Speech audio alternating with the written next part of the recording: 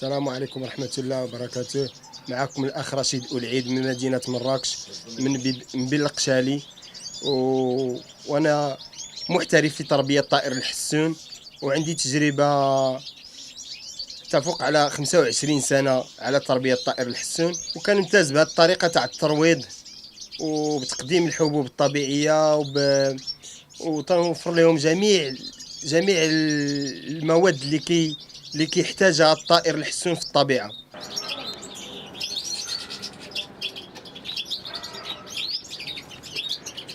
لهاد التجربة هادي راني عانيت وقاسيت فيها باش وصلت لهاد الأشياء هادي، وانتم كما كتشوفوا راه هادشي جميل تبارك الله.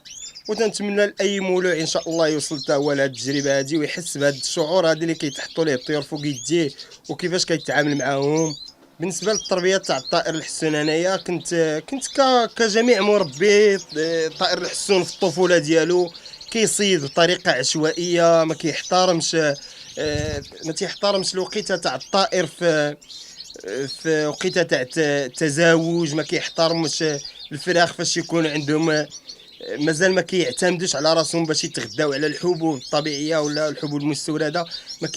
ما كيعتمدش على راسو، كنصيدوهم بديك الطريقه عشوائيه، وهذيك الطريقه عشوائيه كتؤدي لهاد الطائر للموت. وهاد الطائره الاخوان انتم راكم عارفين بانه على ابواب الانقراض. السبب الاول الصيد العشوائي، واكبر سبب انا بالنسبه لي هو امراض الامعاء. امراض الامعاء جميع مربين طائر الحسون كيعانيوا منها. السبب تاع امراض الامعاء انا كتجربتي هي الحبوب المستورده اللي تيقدمها مربي طائر الحسون، تيقدمها بطريقه عشوائيه. هذه هو اهم شيء. وثاني شيء هو عدم تقديم الحبوب الطبيعيه. على الاقل يجب على جميع مربين طائر الحسون يقدموا الحبوب الطبيعيه ولو مرتين في الاسبوع، على الاقل مرتين في الاسبوع يجب تقديم الحبوب الطبيعيه لتفادي جميع امراض الامعاء. الطائر سمي بطائر الحسون لانه تيحسن الكلام تاع الطيور بصفه عامه. اي طير كما نقولوا حنا كيحفظ منه، كيحسن الطريقه ديال الاداء ديالو. هاد الطائر تيقلد جميع تيحفظ من جميع الطيور، لانه بعد الطيور كوسيله تيحمي بها العش ديالو. بهذيك الطيور كيحمي بها العش ديالو، وكيتفادى جميع المخاطر في الطبيعه من الطيور الجارحه بهذيك الاداء تاع هذاك الطائر اللي تيحفظ منه. الفكره كيفاش جاتني هو انايا حاولت نوفر لهم كل شيء، اي حاجه كيتغداو عليها في الطبيعه. الاجواء تاع الطبيعه، كيفاش نقول لكم، السلاكه على الشمس، كيفاش كتدخل الشمس ليها من الشروق الى الغروب. الطريقه ديال كيفاش كيتفادى البرد والشتاء، كيفاش كنتفاداوهم حتى في الطبيعه، كيفاش يتفادى الطائر وكيفاش تيتفادى حتى انايا عندي انا في السلاكه. يعني لعبت على جميع الاشياء اللي تتعلق بطائر الحسون في الطبيعه، لعبت عليها، خصني نوفرها لهم انايا في السلاكه. والحمد لله وصلت لواحد النجاح. الحمد لله بانني بداو عندي كيبنيو الاعشاش، وهذا راه نجاح كبير تيشرف مولوعين المراكشيين والمغاربه بصفه عامه. وتنحييهم من هذا المنبر هذا، وتنحيي اخواننا الجزائريين وفلسطينيين تونسيين، وتنحيي الامه العربيه راهم متابعيني على الفيسبوك وعلى القناه في اليوتيوب. وكنشكر جميع مربين طائر الحسون. المقصود من هذا السلاكه بصفه عامه ماشي انني مقصود بانني الانتاج او الشهره او الترويض. المقصود هو الحفاظ على حياه الطائر الحسون من امراض الامعاء اللي كتقتل الطائر. هذا هو المقصود انا من هذا التربيه هذه تاع الطائر. قدمت ليه جميع اي حاجه كتعلق بالطبيعه، قدمتها ليه. علاش؟ باش يكون كما في الطبيعه، كما يعيش في الطبيعه، يعيش في وقيته تاع التزاوج، يكون يتزاوج وقيته ديال تبدا يغير الريش بطريقه صحيحه. يعني كنقدم ليه انا نفس دوك الحبوب اللي كيتغذى عليهم، اللي كتساعد على تغيير الريش وعلى تجهيز الموسم الانتاج. جميع هذوك الحبوب كنقدمها لهم، وهي اللي ساعدتني على كل شيء. بالنسبه لهذا الطائر هذا اللي راه عندنا حنايا في المغرب تيتسمى بطائر البارفا.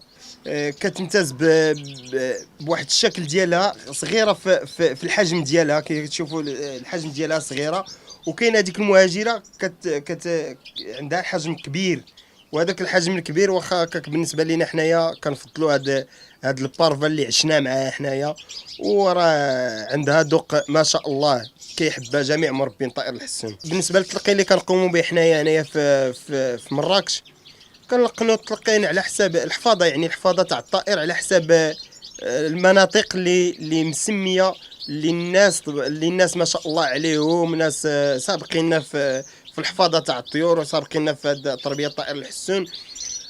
منهم حمد القباريه، منهم لو ريح. هاد الناس هادو اللي سجلوا لنا هاد الحفاظه اللي كنحفظوا بها حنا دابا حاليا، بحال الجنان الكبير، كنقولوا حنا بحال الجنان الكبير. كاين مقطع ديال الجنان الكبير كنحفظوا به، وهادشي حنا باش كنمتازوا به. بحال الجنان الكبير كيتسمى ب تيبرات زدك الناك هرباتي. وهاد اللغه تاع الطائر هادي راه كتجاوز الثمن ديالها من 6000 درهم حتى ل 20000 درهم. انا بالنسبه لي اخي محسن، هو عندنا مشكل تاع الاسواق هنايا في مراكش. ما عندناش شي سوق مقنن، ولا الدوله ما دايره لناش واحد السوق اللي يكون مقنن وندخلوا ليه حتى حنا بحريه ونتعاملوا فيه حتى حنا كمربيين طائر الحسون. وماشي غير مربين طائر الحسون، مربين الكناري، مربين الحمام، خصهم يديروا لنا سوق اللي يكون مقنن، وناخذوا فيه حنا حريه ديالنا من عند الدوله. تعطينا هذا ان شاء الله، تبني لنا سوق يكون ما كرناش يكون اكبر سوق في افريقيا، يعني يكونوا فيه الحيوانات. بالنسبه للاخوه اللي راهم يصيدوا، والله الا راني عشت واحد التجربه، والله الا الله اللي شاهد هادشي نعاودو لكم، والله الا الله اللي شاهد بيا، والله الا قلبي لا تجرح، والله الا دموعي سالوا. والله كنت نصيد في 2002، وصيدت في الوقيته تاع موسم التزاوج، صيدت كما تنقولوا حنا ذكر، وجبته فرحان به وحطيته في مده 3 ايام يغني ما يسكتش، والله ما يسكت. ولكن فاش رجعت من بعد سيمانه، رجعت نفس البلاصه فين صيدته، لقيت الانثى تاعو. اقسم لك بالله الاخوان ما باتش تحيد من حدا القاش ديال القفز ديالي، ما باتش تحيد من حداه. بحال هذيك الانثى تتبكي على داك الطير، علاش مسجون وعلاش باغيها، وهي كتوكل الوليدات. وبقيت معها ديك الرغبه باش نشدها، شديتها ودرتها في القفز. والله الا بقات فيا وانا نطلقها، لا هي لا هذاك الطير، غير باش يمشيو يربيو الفراخ ديالهم.